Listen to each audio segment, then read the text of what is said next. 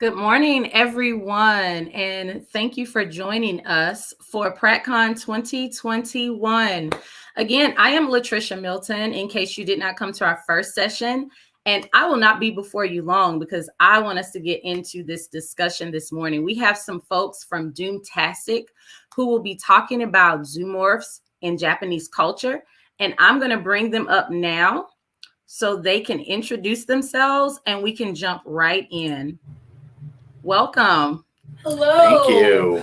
Thanks for having us. We're so excited to be here. Awesome. Well, do you want to introduce yourselves really quick, and then I'll let you go ahead into your presentation and we'll get started. Sure. So my name's Yosei.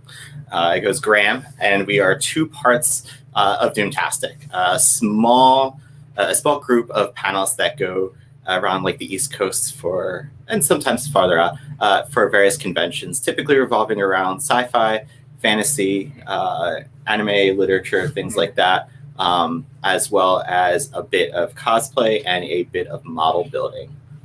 Yeah, and this is a topic that we're interested in, and we hope you are too. We do a lot of discussion on sort of different things that you see in Japanese pop culture and why we see them. And this is a great example. Yeah, so some of you may be kind of like Zoomorphs. What is that? It's a big word, but we promise it means something fun. So Zoomorphism essentially is a device giving animal-like qualities to anything that is not an animal. So typically humans, gods, even inanimate objects. And in some extreme cases, you may see it used as a device giving it some animal-like qualities to a completely different animal. So the idea of like a cat barking or something along those lines. So it comes in various forms. The breakdown of the word comes from the Greek zoon for animal and morph for shape or form. So, I think the zoo is pretty obvious. Like most of us have either heard or been to a zoo. So that's usually, at least for animals. The morphism could be a little different. Yeah. So, and zoomorphism, I just want to be clear, it's sort of the opposite of anthropomorphism. Yes. So an anthropomorphism is when you take an animal and you make it act like a human. This is when you take a human, in our case, we're talking about humans primarily, and somehow make it more like an animal. Exactly. So, actually, you want to talk about this? Yeah, I'll talk about this. So this is really a really popular device in Japanese pop culture. There's a lot of reasons for this, but the predominant one, the biggest one, is the fact that traditional Japanese folklore uses this mechanism like crazy. It's everywhere. Pretty much if there is a supernatural being in Japan, they take something that's humanoid and they give it animal style features. And whether it has like the ability to do something that an animal do, or it looks like an animal, or it sounds like an animal, they give them animal features. Maybe even it transforms back and forth between an animal and a human. Yeah. And the other thing that makes this really interesting in Japanese pop culture is that in Japanese culture in general, they don't really separate supernatural or paranormal things from their everyday lives. It's very embedded in in the everyday. An example of this is actually a great one is from horror, in the idea that in sort of US-based horror, you have to go somewhere else to find this scary thing, right? The idea that you go, the cabin in the woods is where you go to find that thing. Whereas in Japan, you go to your living room. So that someone's just creeping around your living room or something like that. It's not at a remove and you don't have to go somewhere else. And that concept in literature is often referred to as the other. The idea that the other thing, whether it be the fairy, whether it be the monster, is either part of your life or it's separate. All right. So let's break down what kinds of Zoomorphs we're talking about, we're really going to break it down into two different biggish categories that you will typically see. The first one is what's called Kemonomimis. It literally translates to beast ears. You have striking animal features on human bodies. The first thing most people think of is ears and a tail. And there's good reason for that. Yeah, as saying, I feel like just 90% of the time, whenever you see this a Kemonomimi, it's usually denoted by the ears and maybe a tail. Most of the time it's ears, like almost all of the times it's ears. Yeah. Additionally, you'll get a tail every once in a while. The other is the Therianthropy, which is the ability to change into an animal. So werewolves, skinwalkers, etc. There's so many different forms. When you have things like lycanthropy, which is really the word for werewolves, but and if you play playing Dungeons and Dragons, you might find things like were-sheep, were-goats, and in definitely one case, I did use warehouse, which was entertaining and dangerous. And so the idea of Kemonomimi, which is what we talk about a lot in this panel, that's a Japanese word, and that's because that's the most common, well, it's starting to become more commonplace in Western culture. That's really where that originates in a lot of ways. Yeah. So if everything is kind of, before we get into the Japanese culture, the Japanese pop culture, really, in anime, games, and everything like that, we have a bunch of examples over here that may make this concept make a bit more sense. Because we see it all the time, it's just in a very different way. In this case, a lot of superheroes fall into this category. It's like anyone, like Spider-Man is a human, gets bit by a spider, starts taking on spider qualities. Batman, takes on bat-like qualities by being at night. Even like the villains and things like that, like, maybe like bats and spiders, which you may consider animals per se. But you think of like Spider-Man's enemy, the Rhino, who is a human that exhibits traits like a rhino as he charges through traffic and knocks all the cars out of the way, and tries to take them out. So it is seen all over the place, especially as superhero, and you'll see it on TV a lot as well. Another example that we have on here is a book series that was around more when I feel like both when we grew up, called Animorphs, which is more of that Therianthropy, where like you got these teenagers who can transform into various animals. You can also find it in Harry Potter and other ones. So technically, that would be a British media. That would be, exactly. But the example, like you can see where we see it a lot more than you might think of at first. We're like, oh, I don't see this. Oh, maybe we do. Maybe we do. Yeah. Other fun examples of this is like old bathtubs. You might have like not probably ones that you have in your house, but like if you watch any maybe. But I feel like if you watch like older like television like that takes place like historical fiction or something like that, like a television series, you'll see a lot of like bathtubs with like feet of lions or cats or something like that, where not a common example, but still technically fits that definition. As well as this other thing, robotic pets. So Spot, aptly named, the dog, the robot dog built by Boston Dynamics, also has that feature too, where it's like, oh yeah, it's a robot, but we're going to make it act like a dog. Because why not? Yeah. All right. So now that we have some more of the examples that you may be familiar with, we're going to go into some of the Japanese examples. Yeah, let's get into the Japanese part. So Kemonomimis, as we mentioned before, they are people with animal ears and tails and sometimes other features. Sometimes they will have fangs. Sometimes they will have claws. Sometimes they will have physical abilities to mimic the animal that they are representing. And so the classic example, a great example of this, is actually a show called Kemono Friends, which you see here, where every character in the show is a Kemonomimi. Kimono friends literally means animal or beast friends. It was a video game that became an anime series in Japan. And they are all friends and they interact with each other. But these characters are, first of all, they're named after the animal. So, for example, one of the primary characters is a serval cat, and it's named Serval Cat. And it does things like it looks like a cat with the spots, but she also does things like she sleeps curled up on a tree branch, just like a serval cat would. So if you ever just want to catch something that's really cute and really exemplifies this idea, Kimono Friends is a great one.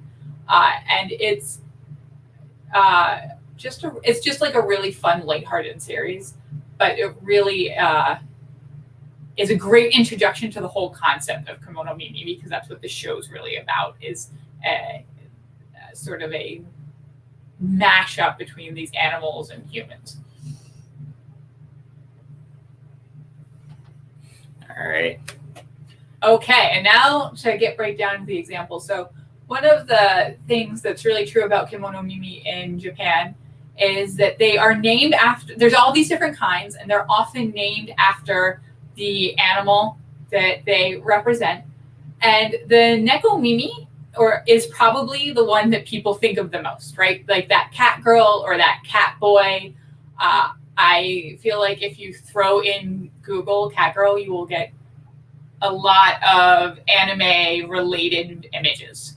Oh, absolutely. Yeah, it's probably the most common one. And I've actually had people say that this is like the only one they're aware of, that they didn't even know there was a difference. So you can have Nekomimi are based on the idea of a Nekomata, which is a cat monster. It includes what we're very familiar with, which is the Neko-chan. And we have here two examples of Neko-chan or a Neko-kun, because it's also true that it is not necessarily only female characters that are zoomorphs. I do think that that's a bit of a misconception that's prevalent, but there's lots of male examples. So here, in his lovely suit with his glasses, we have Leo from Fairy Tail, and you can see how he has cat ears, which sort of blend into his hair. His hair is vaguely mane-like as well, because he's a cat, but he's a lion. The name Leo even is a word for lion, and he's very associated with fire as opposed to cats, because Leo is a fire sign of the zodiac. But he's a great example of how cats are really portrayed in a lot of ways if the cat features imply that the character is somehow playful or mischievous, and that's really a strong association. So it's sort of a shorthand. In Fairy Tail, we see Leo, and we know he's going to be a bit of a playful character. Then we also have Kathy from Yu-Gi-Oh! Zexal. She's the young woman in the black dress with the gray hair. And you can see, once again, she has great ears that sort of blend into her hair. Now, she actually does have cat-related powers. She is able to interact and talk with cats and has some cat-like spells. But she's also sort of quiet and playful. So mischievous doesn't necessarily mean loud and obnoxious. I think but she's sort of quietly mischievous and plays tricks. So Nekomata are known for being sort of playful trickster creatures, but they're also known for being fierce and actually being mischievous in a negative way. And you actually see this, we put an example here of the girl with the cat-like teeth, the fang-like teeth, and the eyes. So another example of how she has cat features that are not necessarily ears and a tail. She is from Geirei no Kitaro, which it was a manga, and it's a recent anime that is all about Japanese folklore. And so there's lots of Kemonomimi in this as well. But in particular, it's about traditional Japanese yokai. And so she is a Nekomata that fights. Like, she gains these which when she displays these fiercer features that are sort of less cute and adorable, she is fighting. She's very fierce, kind of a deadly fighter, and hangs out around graveyards. Interestingly enough, everybody in the show does. It's sort of the point of the show. I'm trying not to give too many spoilers. But she's very associated with that sort of fierce place that Nekomata have, where they are known to do things like kill the master of the house and take their place. And she's sort of associated with that line more. And because of that, people refer to characters like that more as Nekomusume, which means like cat daughter, as opposed to Neko-chan, which is a cat girl, and has a little bit more of an idea of them being cute and playful versus like this sly, sort of underhanded version of a cat. Yeah. But as I said, this is probably the most well-known version. Yeah. The next one can be well-known, but also has a lot of different meanings behind it. So this is the Usagi. If it sounds familiar, Usagi is basically rabbit, bunny, and essentially what you'd assume are like very tiny, very cute, adorable, timid creatures. And because of this, most characters that are based on Usagi tend to be cute. They tend to be childlike. They tend to be very timid. They don't want to fight. They don't want to, they're very peaceful. So to go with that. So the couple of examples that we have here, one, so in the top right, we have the blue-haired girl. Her name is Yoshina Himakawa. She's from a series called Date Alive. And on her left hand is a puppet named Yoshinan. And this is a really cool thing because, you can tell, like, just even looking at her, she's very timid looking. But like the puppet looks more fierce. And so it's this really interesting connection they have to one another. So she views the puppet on her hand, Yoshan, as like the hero that she can't necessarily be. She's too timid for that. She's too, she's too friendly. She's for that to happen. So the puppet's the hero. The other thing is that like the puppet doesn't really know it's a puppet. So there's this whole idea that ventriloquism doesn't actually like exist in that world. Like she doesn't, like they don't understand the concept of ventriloquism. So this puppet may or may not be real, depending on how you look at it. But it's a really interesting character using those bunny features. Right. The other in the top left is really interesting because it's a race of rabbit people, or Usagi, and they are called, so this is from Final Fantasy XIV. They also appear in a couple of the other Final Fantasy games. They are, I know it's in 12, and it's in one of the tactics games where they introduced the Viera. But yeah, so the Viera are a rabbit race, typically depicted as like a race hidden away. So in most versions, like you can't just walk into their village. It's hidden. You can only basically get there with a guide, or if you already know how to. And that's the way they want it. They don't really want to associate with outside society because of that. And with that, they tend to be. Now you will see Viera throughout the world, but it'll be much less. It'll be like the lone adventurer, or one whose curiosity got to them and they will kind of go out. But typically, in most cases, Viera are very much that like lonely race. And it's really fun to play as. The other part is the other girl that's on the bottom is Yukari Yuzuki, who is a Vocaloid. Which essentially, and you always explain Vocaloid much better because you follow them more than I do. So Vocaloids, the idea is that each character is the avatar for a vocal program, a vocal synthesizer program, and so each avatar goes with a different voice that's supposed to sound a different way and also have a slightly different personality. Yeah. If you're not familiar with Vocaloids. Yeah, and each of them essentially have a concept, right? Right. Because her concept, her specifically. The more complicated version is her concept is people who are related to Vocaloid connect to the sounds or moon to one another, or the sound / moon to one another. Or simply put, she unites her. She unites you with all her voice. She's also inspired by the moon rabbit. So the moon rabbit plays another thing with the Usagimimi, in the fact that the moon rabbit is an East Asian mythological creature that lives on the moon. Typically seen pounding with like a mortal and pestle, is seen in various things in the original Dragon Ball animation.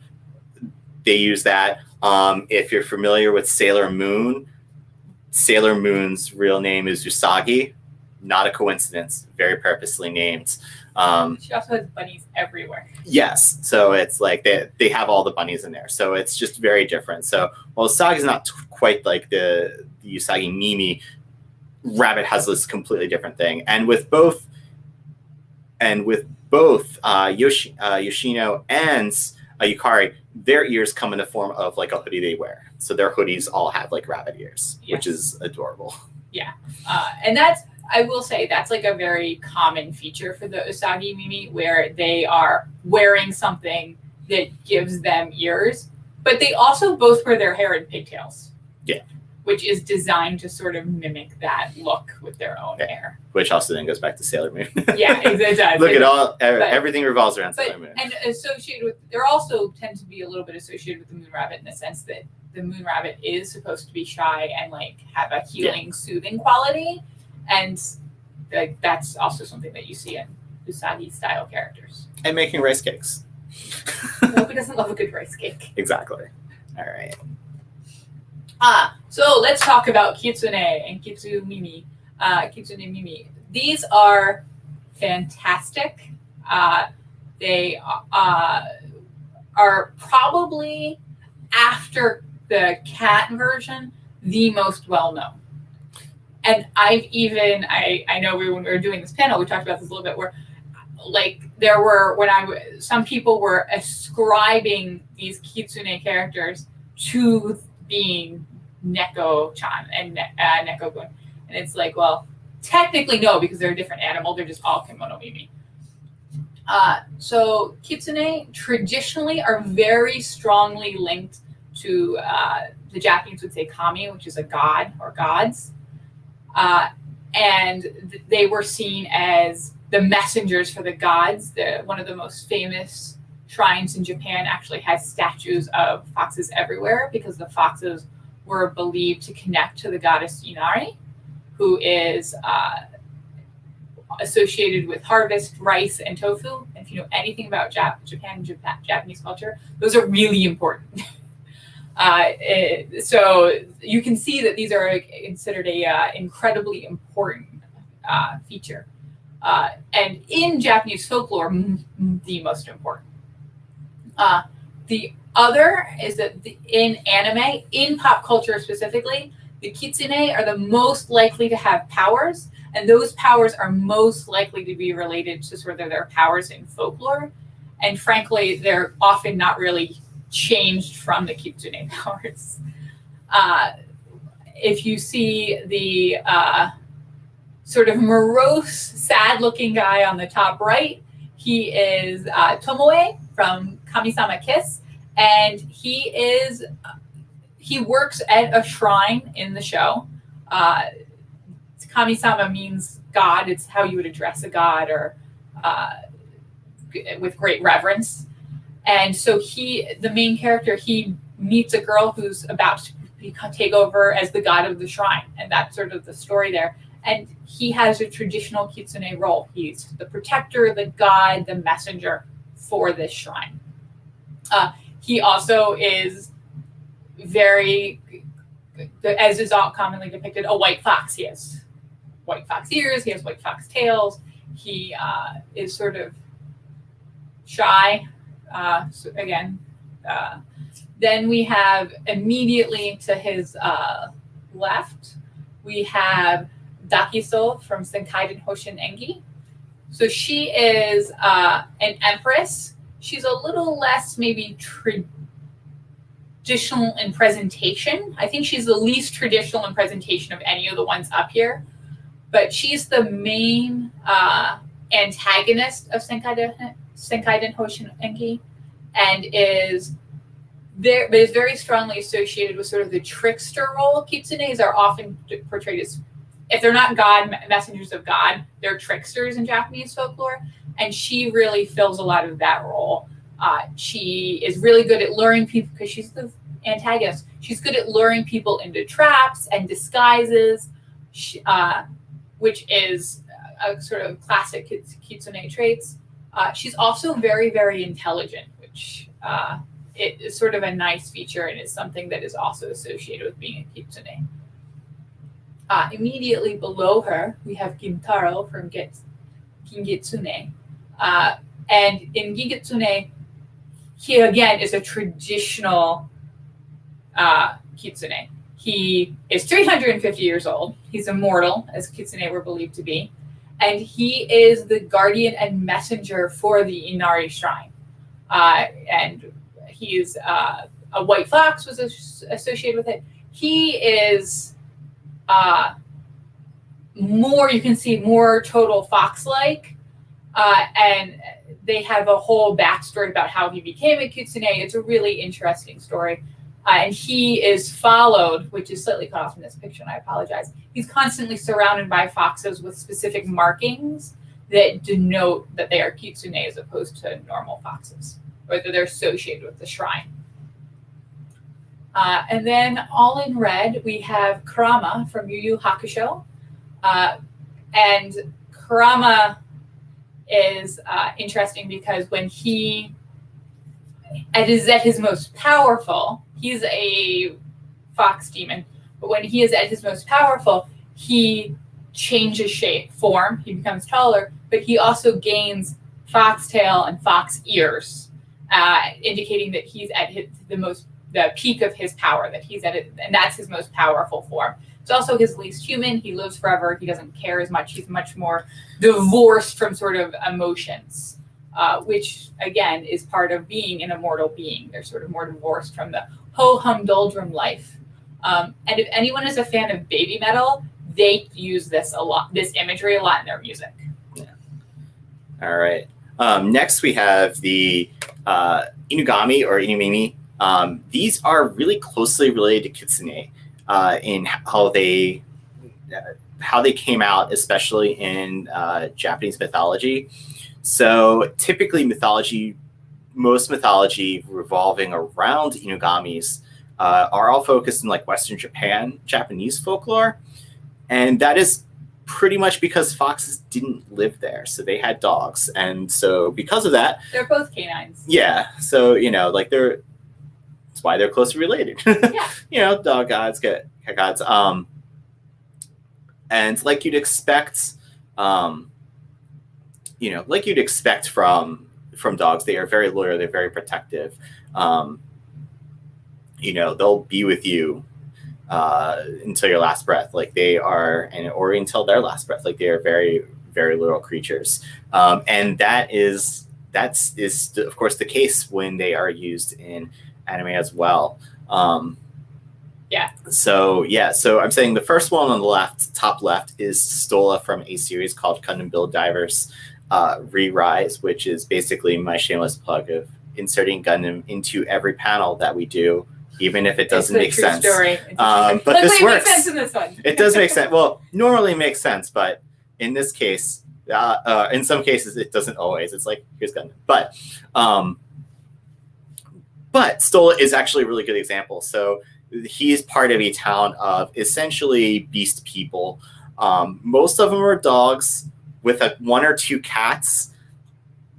They don't really explain it. But what I do enjoy is that because they are family. My personal theory is that they drew all the female characters as cats and all the male characters as dogs. That's my personal theory on that one.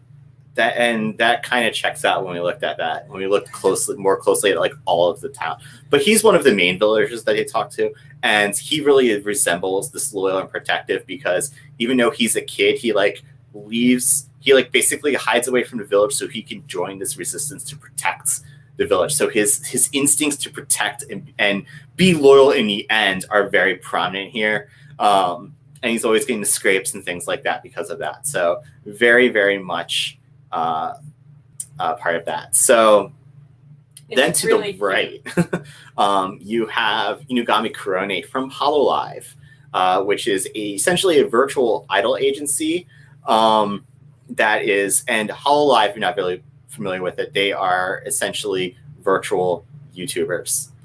So, you know, instead of seeing people, you'll see these avatars. And so she's one of the avatars. She's part of Hololive. She's part of this virtual idol agency. And as you'd expect from a lot of dogs, she can be fierce and loyal, but most importantly, she's sweet and goofy. Yes. And those personalities kind of go back and forth depending on who, you know, and again, all revolving around, you know, that protective spirit. Like, oh yeah, the one I'm protecting, I will be all, you know, sweet and goofy around, but you turn your teeth and I will bare my fangs. The last one, which is probably the most popular that a lot of people recognize, is Inuyasha from Inuyasha. As the titular character of the series, he is very much that loyal, protective, will bear his fangs against anyone who he deems his friends or family.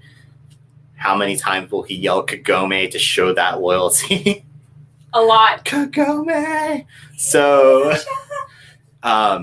so that is always there, and, you know, very much, because him and, of course, Shishomaru are both Inugamis. And I know Shishomaru's brother has more of what you'd expect of, like, the more folklorish Inugami, where they're these long, slender. Because Inugami are very long, slender with the dog head, which is very interesting. Yeah. I have him on my shirt. Yeah. And I feel like when he's fused, because doesn't he have like a cloud, almost like his hair is like super long? He has, that? Yeah, he has. Well, both of their hair is really long. Yeah, but it seems extra. So Shomer's goes like down to his ankles, so I'll agree with you there. And he has like the fur, but he exhibits the other kind we were talking about that we'll get to later of Therianthropy. So we'll talk about later. No, that's fair too. All right. Next we have mostly related.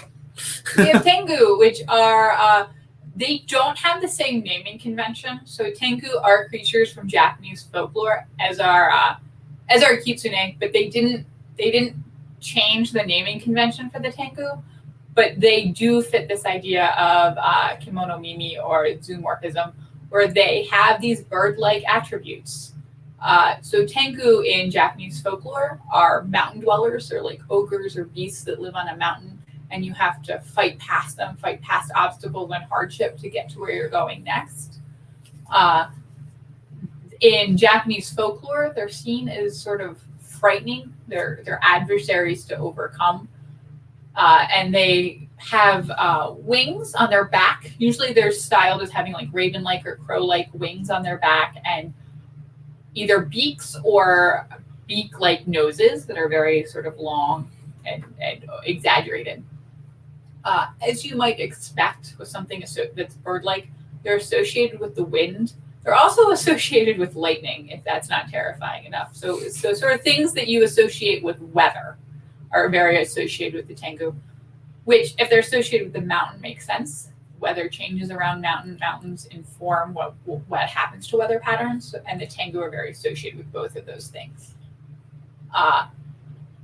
We have two examples here. The one on the top is Kurama-sama from Urusei Yatsura, and she is a Tengu princess. If you're at all familiar with the Urusei Yatsura series, particularly anime or manga, and the manga is getting re-released, by the way, in omnibuses that are quite lovely. What Rumiko Takahashi-san does is she takes oni and yokai beings and makes them alien races. It's a sci-fi series about zany aliens. So Kurama-sama is part of the Tengu race. She's the Tengu princess, and she hits people with lightning, with wind. She blows them away, And there was a stylistic choice there where she moved, Rumiko Takahashi moved the wings from behind the back and being these sort of large, exaggerated ones to being part of her hair. You can see that she has wings, but they're on the side of her head and they kind of surround her ears, which are vaguely pointed and mimic the shape of the wings a little bit. The other example there on the bottom is Hattori and his father, actually, from Kakuryu no Yada Meshi. And you can see his father has that very beak-like nose, this long, exaggerated nose. He wears a hat that's also very associated with the Tengu, that sort of black hat. And they both have huge black wings behind their backs, and they can fly, they control the wind. They're really, and Hattori sort of comes in, makes a mess for people, makes life difficult, and leaves, which is very much sort of in the vein of the show, a great representation of how Tengu are seen, is that they are features of hardship and overcoming difficulty, and they sort of bring that with them, you deal with it, and then they hopefully leave. Hopefully. Yeah. Now, those were just some of the more common ones that you'll see. There are a ton of other ones that that will come out, especially with like kimono friends. Every animal will have one. In this case, you have Juri from Yu Yu Hakusho, who's like part sea creature, and then you have unspecified animal. You just know that she's a sea creature. Yeah, like her ears are little fins. She has a I don't think you can see in this, but her lips are actually blue. She has little fangs, and then she has a tail. Yeah. And then you have Mimi from Sennin Academy join the pack, who is a panda with the cute little panda ears. All right, now it's a one-shot category, but again, this is the other that you see most often. Yeah, and this is interesting just in the sense that, like, I feel like this is something that actually has a lot of similarity between, in some respects, between I should say worldwide. Because this is something that you see in every culture, this idea of Therianthropy, where you have humans or animals that switch back and forth between the two. So you have humans with animals' forms or vice versa. The two examples we have displayed right here. So we have Wolf's Rain, which is a show in which the four main characters shown here are wolves who sometimes assume human form. So they're animals with a human shape. And they are trying to find their paradise. They're trying to get out from the human world and find the paradise that was promised. It's the paradise for wolves, as opposed to the world that humans live in, which is not a paradise for them. As you might expect from something like that, it's a little melancholy. It's a little sad bit of a series because you're searching for perfection. But it's beautifully done. And I think one of the things that for me was really interesting was, yes, the characters always refer to themselves as wolves, and you see their alter egos there, but you never see the transition. It's like an instantaneous thing. And when they're referring to themselves in their head, they always see themselves as their wolf, because that's their primary form. And in the same frame, they'll change. It's a really nice, it's a great example. Now, because they are primarily wolves, and this is just what they are, they're born, this is not a curse, nothing magical caused them to be this way. It's sort of like their own species. And they don't have traits that are sort of associated with it, because it's a werewolf series, basically. On the other side, you have, you may be familiar with Fruits Basket, which is what you see here. In Fruits Basket, the idea is that there are the animals from the Chinese zodiac, and these humans are also the animals from the Chinese zodiac, and they change back and forth between the two when certain things happen. So it's a magical, supernatural. There's a god who is responsible for this, who's also in the show. And you have Toru Honda, who's the main protagonist there, who is not does not have a second form. But then you see Yuki Soma, who's a cat. You see Kyo Soma, who's Yuki Soma's the rat. Kyo Soma is the cat. It's hard to get those two words apart. And so on and so forth. There's an ox, there's a sheep, there's a monkey, a dog. But all the characters of the zodiac, and they all change back and forth between the two. And again, they do not have characters that are necessary. Their physical features somewhat resemble the cat. For example, they often have hair that's the same color as the fur of the animal they turn into, but they don't have personality traits that are exemplified by the animals necessarily. And then one that's not up here, but is sort of a fun one, is Ranma 1/2, is also sort of well known, where that's a curse. People fall into a well, and whatever animal drowned in that well, you then become when you get hit with cold water. Yeah, and you have everything from pandas to ducks to pigs. It's wonderful. Yeah, wonderful cats, series. It's great. Yeah. It's a really fun zany series. Yeah. And our last kind of subcategory with this is the animal features, because why not? So you'll see this all over the place, but in a lot of Japanese pop culture, you'll see animal features to kind of like be kind of a cue of what they're thinking or what they're planning.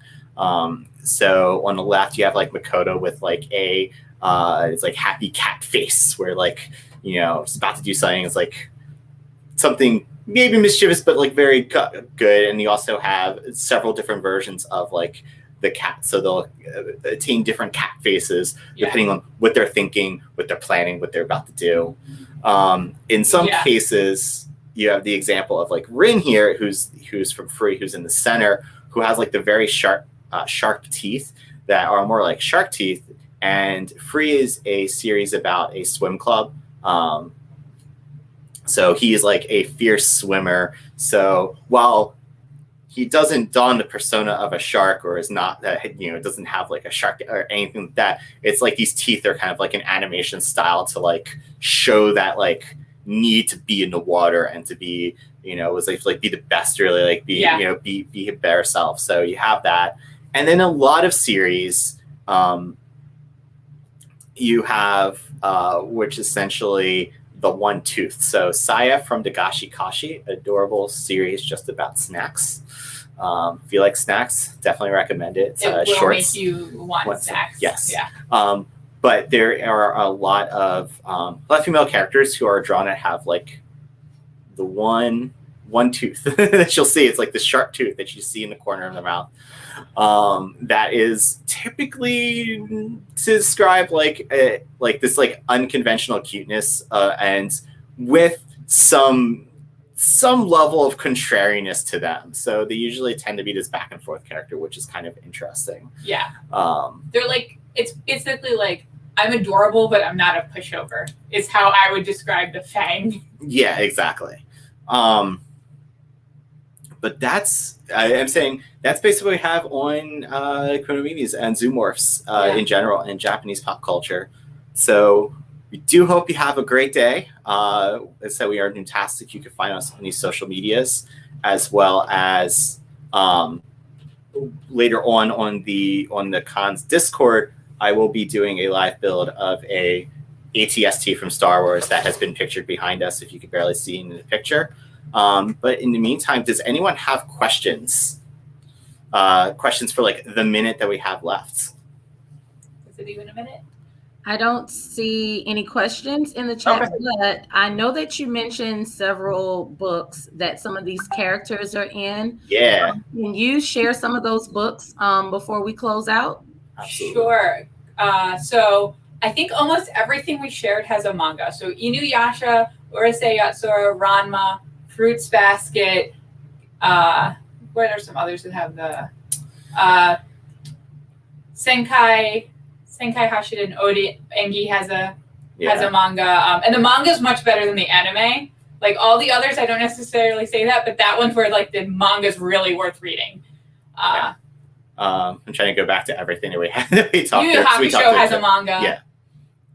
And a lot of these may be available at your local library. So definitely check those out. And if you're interested in this and want a really interesting one we didn't mention, but that does have a great Kemonomimi in it, is Spice and Wolf, and that the novels are out and at the library. Yeah. Awesome. Thank you so much. That's exactly why I asked you to say those titles, because they are available at all Enoch Pratt locations. Be sure to stop by your local branch to check out a copy or 2 or 3. Thank you so much for this presentation on today. Next up, we have a live cosplay mass demonstration at 12 o'clock. So we'll see everyone in about 15 minutes. Have a great day. All right. Bye. Bye.